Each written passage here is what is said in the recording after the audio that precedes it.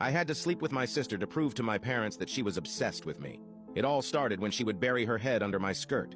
She kept challenging me to climb an old treehouse, which I finally did, only to realize she could see up my skirt as I climbed. I screamed at her to stop looking, and she acted like I was disgusting for thinking she was looking. The whole situation was super weird, so I just let it go and never mentioned it again. A few months later, I caught her looking at my photos on my phone. Of course, a big fight happened, and my parents got involved. She told them she was trying to delete an ugly photo I had taken of her somehow. My parents saw it as if we were both in the wrong. I didn't have anything scandalous there, but it just felt so wrong for her to be looking at my photos. 2 years later, when we were moving to a new house, my sister and I found out we would be sharing the same bathroom. My sister acted annoyed, but I could see the smile on her face. She never knocked when I was in the shower. Instead, she just tried to see if the door was locked. Eventually, the inevitable happened. I forgot to lock the door, and she barged in. Fortunately, I was still dressed. I told my parents about it, and instead of the solution being that she should knock, the solution was that I should use the guest bathroom downstairs. Just when I thought it couldn't get worse, it did. A few nights ago, after a family barbecue, I went back to my room and noticed that the pants I had changed out of before everyone arrived were out of the laundry basket and on the floor. When I got up to do the laundry the next morning, I realized that the underwear I was wearing with those pants was missing. I wanted to scream my sister's name and storm into her room, but it would be pointless.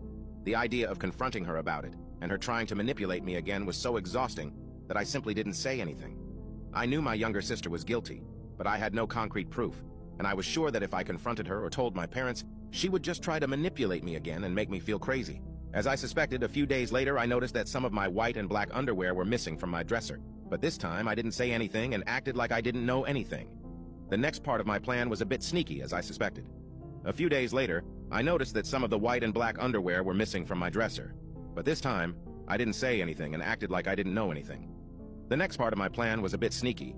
I was thinking about how to make her hit on me or something like that so I could record it and show my parents. So, I decided on something.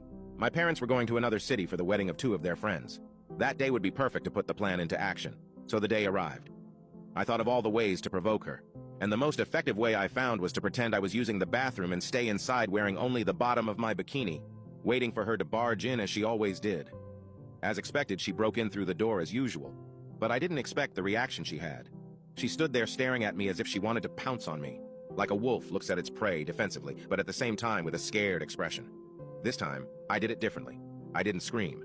I didn't move away. I didn't make a scene. I just looked into her eyes with a tempting expression. I smiled and asked, "Do you like what you see?" She was startled again and said, "Of course, I've always hoped for this sight." At that moment, I knew my plan was going to work. Now you can check if there is a part 2 by pressing share and more.